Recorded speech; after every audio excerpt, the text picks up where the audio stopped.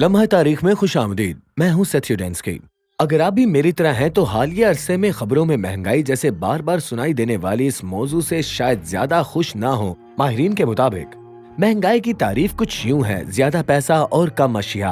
और हम देखते हैं कि महंगाई ही वो बुनियादी वजह है जिसके बायस अशिया और दीगर जरूरियात की कीमतों में इजाफा होता है। लेकिन महंगाई आई कहां से? हम इस मकाम तक कैसे पहुंचे जहां चीजों की कीमतें बगैर उसूलों के बढ़ती ही जा रही हैं? और क्या सिर्फ हम ही इस मसले से दो चार हैं या माजी की तहजीबें भी और दीगर अक़वाम भी महंगाई जैसे बहरान का सामना कर चुकी हैं? क्या महंगाई सिर्फ एक आलमी या जदीद दौर का मसला है?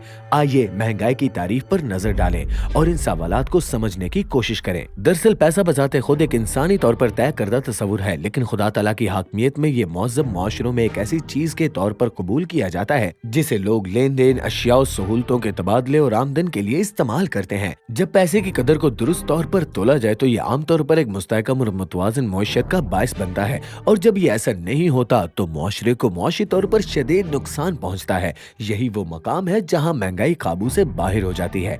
अब महंगाई का मसला इंसानी तारीख की तरह कदीम है, लेकिन इसका एक नुमाया और इब्तदाई तारीखी नमूना रोमी सल्तनत के दौर में मिलता है जब मुख्तलिफ अदवार में महंगाई ने सर उठाया। लेकिन ये खास तौर पर तीसरी सदी ईस्वी के बहरान के दौरान शिद्दत इख्तियार कर गई, एक ऐसा दौर जब रोमी तहजीब जवाल का शिकार हो रही थी।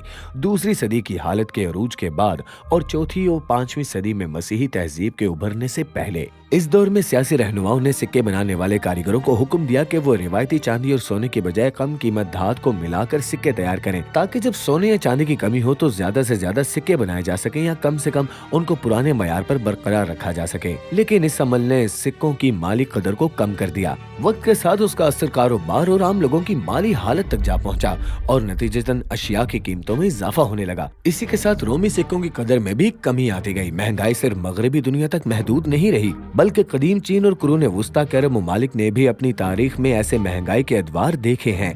इसी तरह का एक मालियाती निजाम अमेरिका में भी मौजूद था, जिस तरह कदीम रोम था।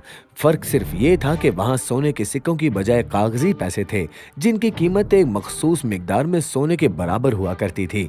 इस निज़ाम को गोल्ड स्टैंडर्ड कहा जाता था, लेकिन ये एक अलग कहानी है जो किसी और वक्त सुनाई जा सकती है।